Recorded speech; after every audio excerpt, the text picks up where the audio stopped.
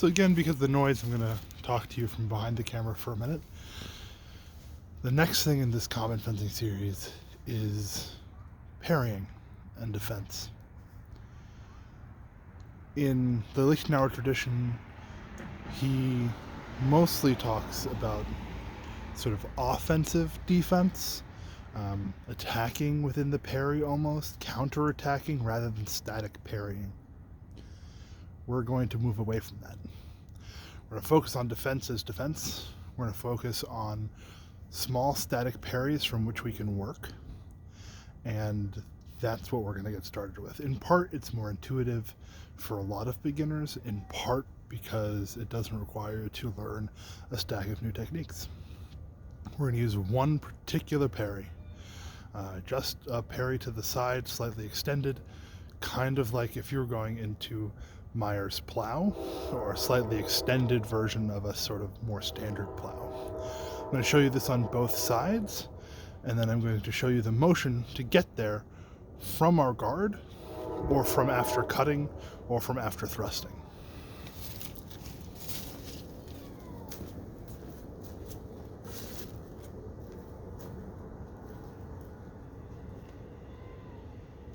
It's not a guard, it's not tucked, it's a parry.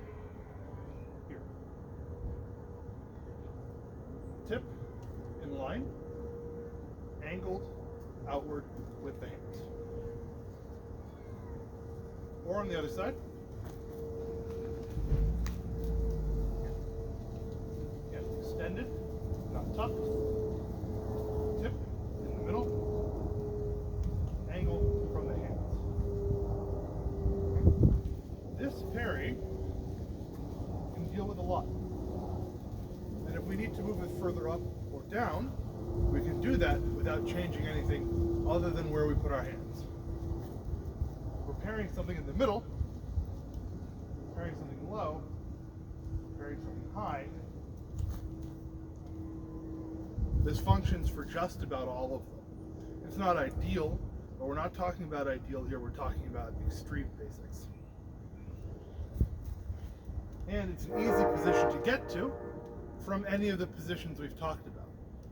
So if we're talking about from our guard, just bring it down.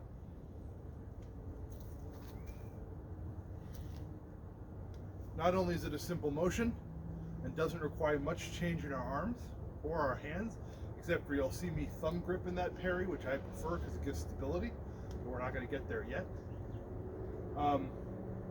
That downward motion against an incoming strike also gives us the kind of counter pressure we want in our parrying.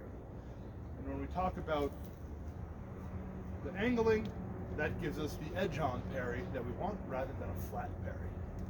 We want to be edge-on in the parry. If we talk about from where we've cut,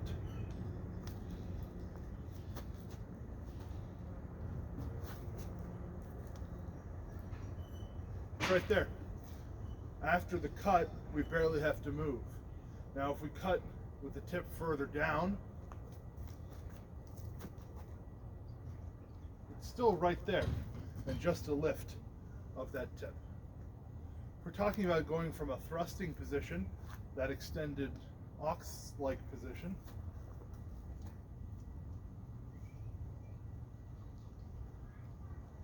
it's also just right there. It is a very quick motion to get there. It is very easy to get in between from all of your different positions that we've already talked about. The guard, the cut, the thrust.